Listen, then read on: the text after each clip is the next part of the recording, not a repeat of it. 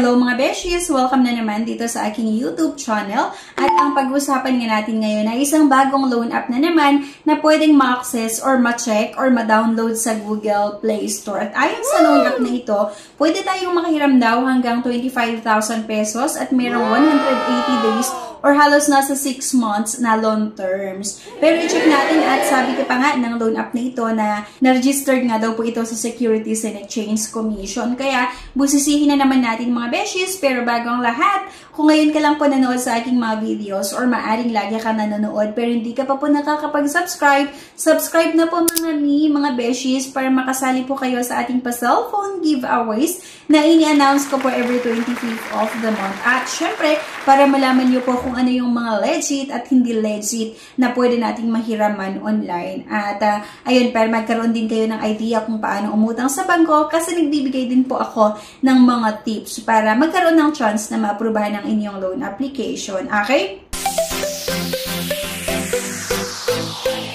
I-share ko na naman sa inyo itong Peso Wallet Safe Easy Cash Loan. Under nga po ito ng Hyphen Lending. So, kapag i-open nyo nga, ito yung sinasabi ko na pwede nga daw tayong makahiram hanggang 25,000 pesos at merong 6 months or 180 days na loan terms. Once na-hit natin yung get money, pero bago yan, makikita nyo dyan sa baba na may nakalagay na SEC or SEC certification, safe and reliable, no hidden fees nga daw. So, yan yung mga busisihin natin. Apply for up to 25,000 pesos, get money within 2 to 3 minutes lang daw. So, totoo kaya yan. And bago nga tayo makautang dito, kailangan muna nating makapaglagay nga ng isang valid mobile number. At syempre, may one-time password na naman tayong matatanggap. Kailangan nating ma-input dito. Same with other loan app nga na bago tayo makautang, ay merong requirements na hinahanap na yun nga po ay yung isang valid government ID. Kung kayo ay isang empleyado, kailangan nyo daw i-upload or upload work card. Pero kasi pinalitan ko na ito, hindi na empleyado, kundi self-employed para walang mga eme-eme na ganyan. So, pagkatapos ng mga beshies, kailangan yung maglagay ng personal references. Mag-upload na naman tayo ng isang valid government ID kasi diba, yun nga yung requirements bago tayo makautang. Please upload the ID card. Make sure it is your ID. The photo is clear and complete. ID must be valid daw, diba? So, medyo strict din ito ngayon. Ayan. At ito na nga daw yung mga ID na tinatanggap. Pwede yung SSS, passport, UMID, yung driver's license, yung TIN, yung PRC, yung postal voters ID, pag-ibig, PhilHealth, at yung national ID. So, medyo marami-rami din yung option na pwede nyong pagpilian dito. I mean, pagdating sa ID. Kailangan nating mamili na naman kung saan natin gustong matanggap yung loan process. So, pwede na naman dito sa e-wallets or via online bank. At e-wallets na naman tayo sa GCash. Pero maliban nga po sa GCash, pwede rin sa GrabPay, sa PayMaya. Pero syempre, yun nga, GCash naman yung pinili ko. After ng mga beshies, reviewing agad-agad nga yung loan application ko. Antay lang tayo at agad-agad nga, napakabilis nga ito mga beshies mag-process ng loan application. Kaya lang, yung kabilis niya, ang bilis din mag-decline, di ba? So, rejected daw agad-agad yung loan application ko. Unfortunately, your loan has not been approved. Please apply again on 6/6/2024 or sa June 6, 2024. We will prioritize your order. Please keep a good credit record and apply again next time. May tips pa. Any question, you can contact us via the customer service icon at the top right of the page. Diba? So, nakakaloka, auto-reject yung loan application ko sa loan app na ito or dito kay Peso Wallet. Pero teka mga beshies, i-check muna natin kung ano nga ba yung mga sabi ng ibang nakapag-try na umutang dito. So, syempre, go na naman tayo sa app ng Peso Wallet at i-check natin yung mga nasabi ng ibang sumubok nga na umutang dito. And naloka ako at sobrang tuwang-tuwa naman ako na hindi na-aprubahan yung loan application ko kasi ang dami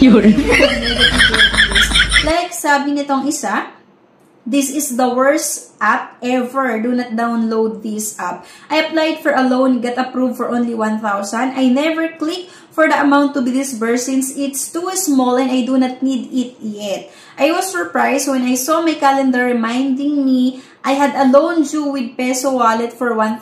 Only 780 was credited on my bank account. Diba? At meron pang isa. This is the worst app ever. Don't download this app. It's not worth it. It's not helpful. Applied for a loan, got approved for only 3,000. I never clicked for the amount to be disbursed since the fees are too high. They only sent 2,340. I was surprised and shocked that they disbursed it on my account very quick. And me without clicking the loan for disbursement. And I texted the Peso Wallet saying, congrats, you will enjoy the fast track on your first loan. It will be automatic credit to your account. May mga nagsasabi dito na auto-disburse yung nangyayari sa kanilang loan application. Though, na-decline yung loan application ko, pero yung mga iba nga daw na sumubok dito ay kahit hindi pa nila kino-confirm yung loan application daw nila, ay nag-auto-disburse nga or automatic disbursement yung ginawa ng Peso Wallet. So, ayan, meron yung iba na hindi masaya. At sabi pa nga nung isa, 600 was the said amount to the loan agreement and the repayment was 633.